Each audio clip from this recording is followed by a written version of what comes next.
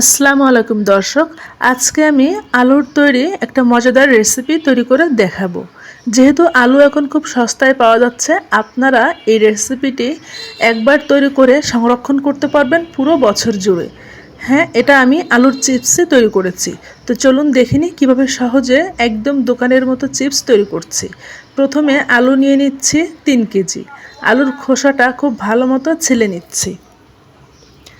আলুর খোসাগুলো ছিলে আমি একটা পানির ভেতরে এগুলো সব ডুবিয়ে রাখছি। এতে করে আলুর যে রস সেটা উঠে যাবে এবং আলুটা সাদায় থাকবে, কালো কালো হয়ে যাবে না। এরপর চিপস কাটার বটি অথবা ছুরি দিয়ে পাতলা পাতলা করে কেটে নিচ্ছি। একেবারে পাতলাও না, আবার খুব বেশি মোটাও না। কাটার পরে আমি দেখিয়ে দেব আমি ঠিক কেমন পাতলা করে কেটে নিয়েছি। এই যে আমি আলুগুলো ঠিক এইরকম পাতলা করে করে কেটে নিয়েছি এবং কেটেও আবার পানির ভেতরে ভিজিয়ে রেখেছি। এতে করে আলুর যে এক্সট্রা রস সেটা বের হয়ে যাবে এবং আলুটা সাদা ধবধবে থাকবে।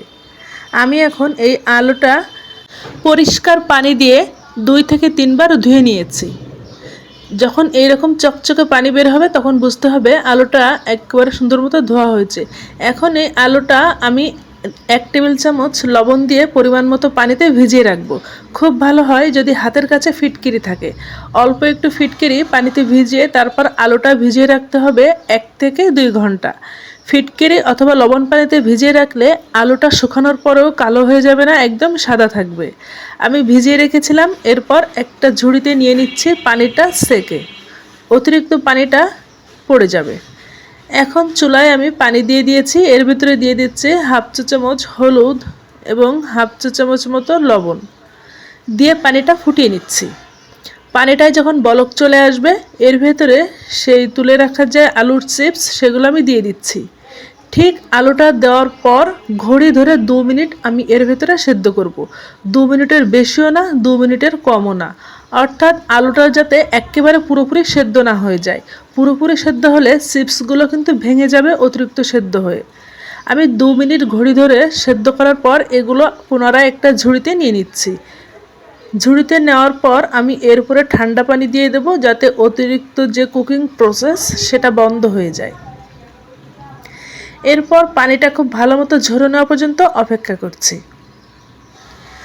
একটা পরিষ্কার পাতলা সুতি কাপড় আমি ছাদের উপরে বিছিয়ে দিয়ে এরপরে আলুর চিপসগুলো এইভাবে একটা একটা করে বিছিয়ে দিয়ে রোদে শুকিয়ে নিয়েছি 1 দিন। ভালো মতো রোদ থাকলে 1 রোদে শুকিয়ে যাবে, হালকা রোদ থাকলে 2 রোদ লাগতে পারে। আমি 1 রোদে শুকিয়ে নিয়েছি।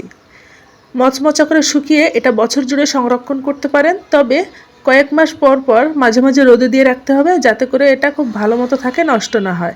আমি ইনস্ট্যান্ট চিপস ভেজে দেখাচ্ছি। চুলায় তেল দিয়ে তেলটা খুব ভালো মতো গরম করতে হবে। অল্প গরম তেলে যদি এটা ছাড়া হয় তাহলে চিপসটা কিন্তু ভালো মতো ফুলবে না। তেলটা খুব ভালো মতো গরম করে কয়েকটা চিপস ছেড়ে দিতে হবে, খুব দ্রুতই এইরকম ভাজি হয়ে যাবে।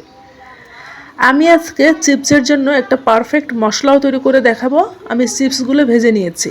এখন এর উপরে দোকানের মতো স্বাদ করার জন্য একটু মশলা তৈরি করব। সমপরিমাণ বিট লবণ, নরমাল লবণ এবং শুকনো মরিচের গুঁড়া নিয়ে নিচ্ছি। আর একটা যে নুডলসের যে মশলার প্যাকেট থাকে সেটা নিয়ে নিয়েছি। বাটিতে নিয়ে সবগুলো একত্রে মিশিয়ে নিলেই তৈরি হয়ে যাবে মজাদার মশলা। এই মশলাটা আলু চিপসের উপর ছড়িয়ে দিয়ে মাখিয়ে নিতে হবে, তাহলে খেতে কিন্তু একেবারে দোকানের মতো লাগবে। আপনারা এইভাবে বাসায় একবার তৈরি করে দেখতে পারেন, খেতে কিন্তু অনেক মজার হবে। আর চিপসটা এতটাই মুচমুচে হয়েছে যে হাত দিয়ে চাপ দিলে এরকম একদম ভেঙে কুচি কুচি হয়ে যাচ্ছে।